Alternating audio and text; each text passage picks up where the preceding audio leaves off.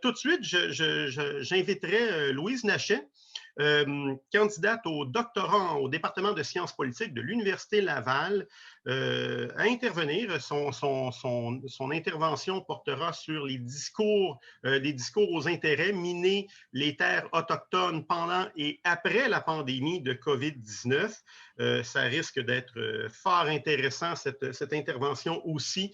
Alors, Louise Nachet, je vous en prie, je vous laisse la parole. Merci beaucoup. Merci à toutes et à tous d'être ici. Est-ce qu'on voit bien mon écran? Super. Très bien. Donc, je vais vous présenter donc un article qu'on a fait avec deux autres de mes collègues, pardon, qui s'appelle donc des discours aux intérêts, miner les terres autochtones pendant et après la pandémie de Covid-19. Donc, notre intérêt, c'est du coup de chercher à évaluer si la crise de la Covid-19 révèle plus de convergence ou de conflits entre les communautés autochtones, les gouvernements et les compagnies minières. Euh, Rapidement, pour notre cadre théorique, nous considérons du coup que les crises sont des fenêtres, des moments d'opportunité politique où plein d'acteurs vont chercher à influencer les décisions politiques, puisque on est à un moment où les ressources et les orientations politiques sont remises un petit peu à débat. Généralement, on l'a bien vu, un peu ce qu'on a pu ici, ne serait-ce qu'au Québec, qu'à transformer en très peu de temps, simplement par l'impact d'une crise. Donc, et les crises ont le potentiel donc de façonner le ton et la substance des discours sur certaines politiques et les manières de les aborder. Donc, en méthodologie, en fait, nous avons récupéré donc des discours assez variés, donc de nations et d'organisations autochtones, du gouvernement fédéral aussi, du gouvernement provinciaux et territoriaux, et des associations et des compagnies minières sur une période qui va de mars à décembre 2020, selon la couverture médiatique et le nombre de données que nous avons récupérées. Donc, on voit que on a malheureusement encore du mal parfois à sonder de manière égale toutes les provinces et les territoires. Néanmoins, nous allons peut-être refaire une autre recherche pour essayer d'affiner encore nos résultats. Mais en tout cas, c'est une étude donc pan-canadienne, mais comme on voit, ne serait-ce qu'avec le Québec, on a beaucoup étudié la question du Nunavik, et que le Nunavut au Yukon, on a quand même un ancrage en tout cas arctique ou du moins en tout cas subarctique. Et on a divisé donc on a identifié trois séquences donc entre mars et mai, l'arrêt et la poursuite des activités minières. Entre juin et août, l'orientation des politiques de relance économique. Et entre septembre et décembre, la question du renforcement de la position stratégique du secteur minier. Et chacune de ces séquences sont pour nous des fenêtres d'opportunité politiques. Pour la première séquence, donc on a vu que très rapidement que le début de la pandémie avait été marqué par des décisions, notamment de mettre les activités minières comme des services essentiels dans la plupart des provinces et des territoires, afin de pouvoir garantir la poursuite relative des opérations, même si c'est à un rythme beaucoup plus lent. Donc on a quelques différences, comme ça a été mentionné, entre les provinces, sur l'isolation notamment des travailleurs, mais globalement, nous considérons qu'elles sont tout de même assez subtiles. Un point qui nous intéresse cependant dans le cadre de cette conférence consacrée à la zone arctique, c'est la question de l'isolement, notamment des travailleurs, comme Jean-François Savard en a parlé. Car en effet, les premiers mois ont vu l'isolement préventif des travailleurs autochtones de l'industrie minière dans les territoires nordiques pour éviter le risque de propagation de la Covid dans les communautés. Même si c'est mis à pied, en fait, bien sûr, elles ne sont pas systématiquement sur les seuls travailleurs autochtones et parfois elles sont demandées par les communautés elles-mêmes ou par les autorités publiques. Néanmoins, avec des travailleurs qui sont parfois bloqués chez eux pendant plusieurs mois et qui n'ont pas forcément toujours reçu l'intégralité de leur salaire, on voit déjà comment la pandémie a pu un peu réduire les avantages économiques qu'avaient les communautés autochtones nordiques proches des exploitations minières. Et pas nordiques, pas juste nordiques d'ailleurs. Mais à mesure en fait que les restrictions gouvernementales se maintiennent, et comme beaucoup d'entreprises privées au début de la pandémie, on découvre en fait que le secteur minier procède à un certain nombre de cadrages en fait de ses activités, notamment pour parler de ces activités comme des activités responsables et sécuritaires, avec une forte insistance sur l'engagement des entreprises minières pour la santé et la sécurité des travailleurs et des communautés environnantes. On a aussi un certain nombre d'actions philanthropiques qui sont entreprises par les entreprises minières qui généralement ont ne sont quand même pas inintéressés et cherchent avant tout aussi à solidifier leur position au sein des communautés. Encore une fois, l'objectif de ce cadrage, c'est vraiment imposer cette idée qu'on devrait pouvoir continuer les activités minières puisqu'elles sont responsables et sécuritaires. Mais à mesure qu'on voit l'effondrement du prix de certains métaux sur les marchés financiers et avec l'incertitude économique, les entreprises minières vont déployer de nouveaux cadres discursifs pour justifier leurs activités. Donc un premier cadre qui montre les activités minières comme des moyens de contribuer à protéger les citoyens contre la pandémie, donc principalement avec le rôle de l'industrie dans la production d'équipements médicaux, et un deuxième cadrage qui est que les activités minières vont contribuer à la nécessaire reprise économique du pays, notamment par rapport aux emplois, mais nous le verrons par rapport à d'autres variables. Évidemment, cela a très vite suscité des oppositions, en tout cas des inquiétudes de la part de certaines communautés autochtones, notamment sur le risque de propagation potentielle du virus par rapport à travers les camps miniers. Le manque de consultation par les gouvernements, ça a été évoqué à la première présentation, mais justement, il y a eu beaucoup de décisions nord-sud avec une hiérarchie assez claire qui a été instaurée. Et finalement, beaucoup d'organisations autochtones, dont Makivik d'ailleurs, se sont plaintes qu'on ne respecte pas assez leurs droits à l'autodétermination ou tout simplement les droits issus de traités comme celui de la baie James.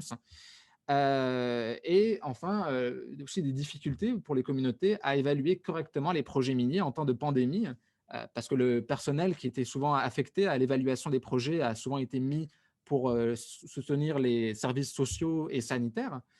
Aussi un problème d'accès et de qualité du réseau internet, ce qui était très problématique pour organiser des rencontres communautaires et dans certains cas, les pouvoirs publics autochtones, comme notamment dans le Nunavik, ont vraiment insisté pour essayer de ralentir un petit peu les processus, ce qui était assez compréhensible au vu du nombre de ressources assez limitées voilà, dont elles avaient à disposition. Cependant, on voit que, comme ça a été montré, il y a eu quand même une sorte d'indifférence relative des gouvernements face à ces préoccupations, qui suggèrent vraiment que les cadres qui ont été mis en avant par l'industrie ont plutôt prévalu sur ceux des communautés autochtones, du moins pour la question de l'exploitation minière, hein. On ne parle que de cet aspect-là. On ne parle pas bien sûr d'autres aspects qui ont reçu un soutien peut-être plus important, en tout cas du provincial, du fédéral et des pouvoirs territoriaux. Euh, Dès la séquence numéro 2, en fait, on voit que maintenant, on pense très rapidement en fait, la question de la relance économique ou des plans de relance en général, avec différents plans selon les provinces, notamment au Québec, avec, on a vu le projet de loi 61 qui a été abandonné, mais qui a été remis après, hein, finalement, dans le projet de loi 66. On a aussi le cas de l'Ontario, avec le projet de loi 197 qui parle de relance économique post-Covid.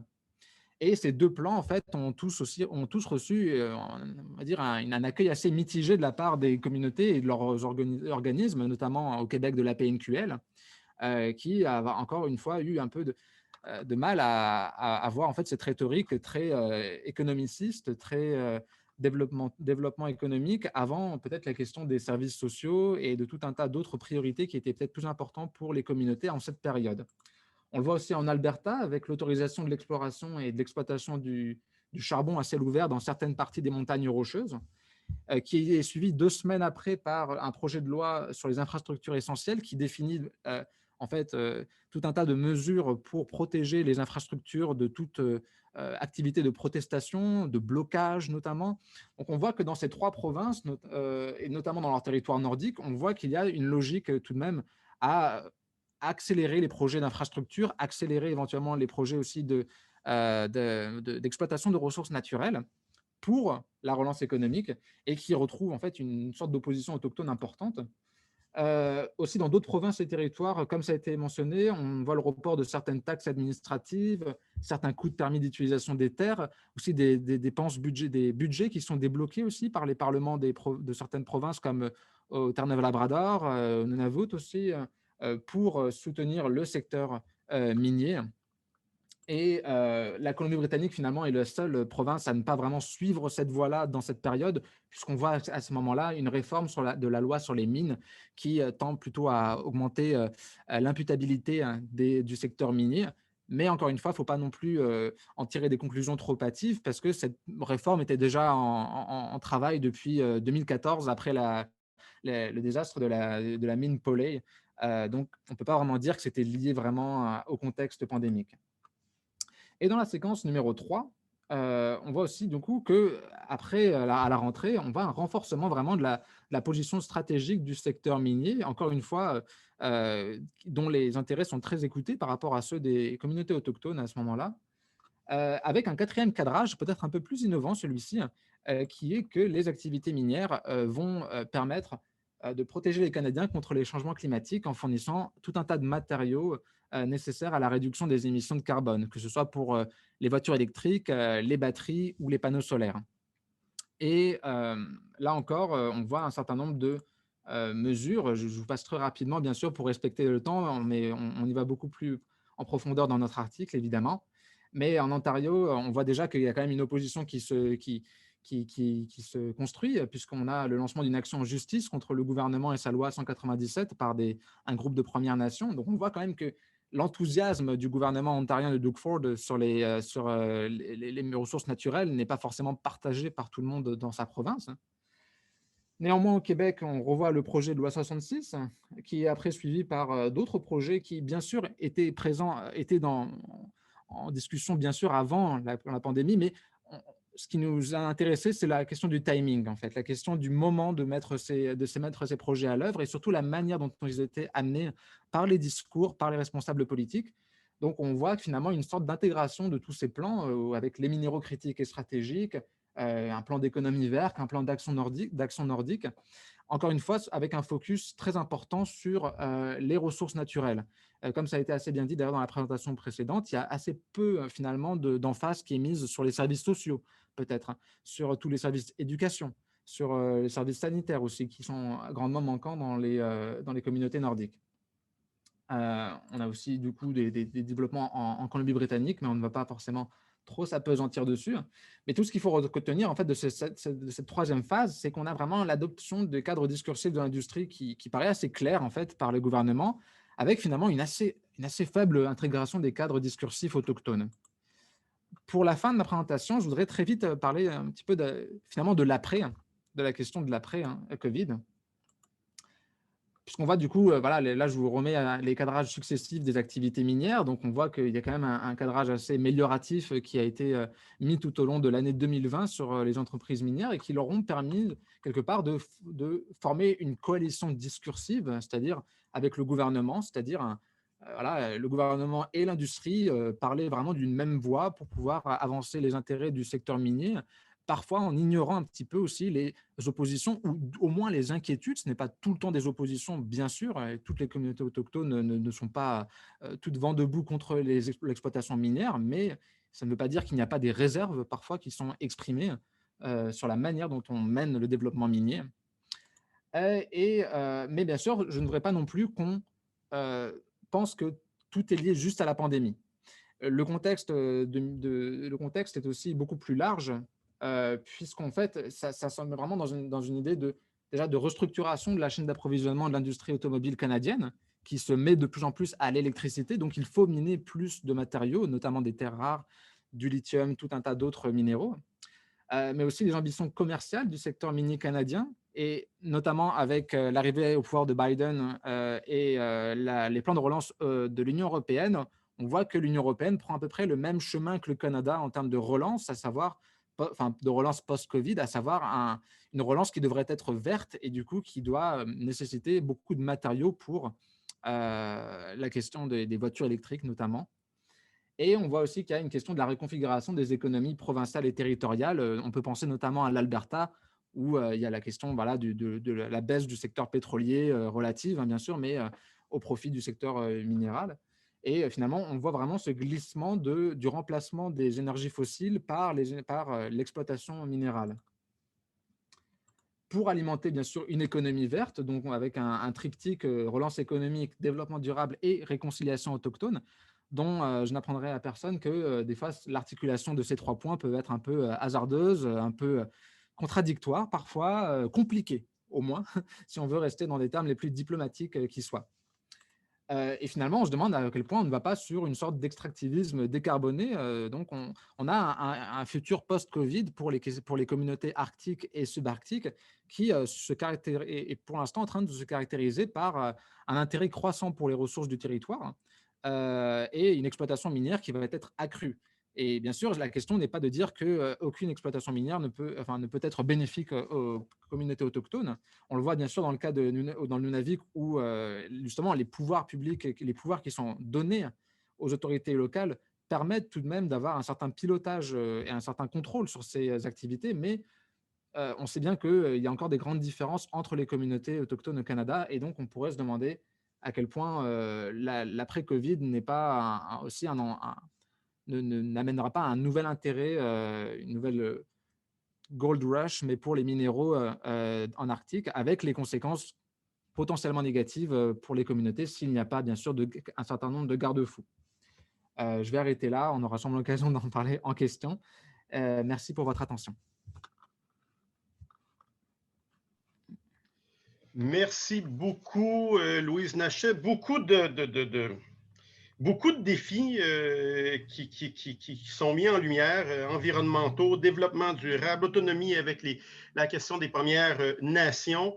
Et c'est intéressant parce qu'à travers votre exposé, on voit notamment là, une instrumentalisation, je dirais, des communautés autochtones dans les régions par les entreprises et la difficulté, je dirais, d'autonomie managériale et entrepreneuriale, je pourrais dire, là, qui est un défi qu'on voit depuis un certain nombre d'années qui émerge. Il y a Émilie Fortin-Lefebvre à l'UQAM, professeure à l'ESG, qui travaille sur la question. Je vous invite peut-être à communiquer avec elle. Mais c'est fort intéressant, donc, si on veut, le rétrécissement de la loupe là, que l'on fait relativement à une situation qui est celle de la COVID, mais dans lequel ça l'ouvre sur un ensemble de questions qui débordent largement celle simplement de la COVID-19. Merci beaucoup pour votre exposé très éclairant et fort intéressant.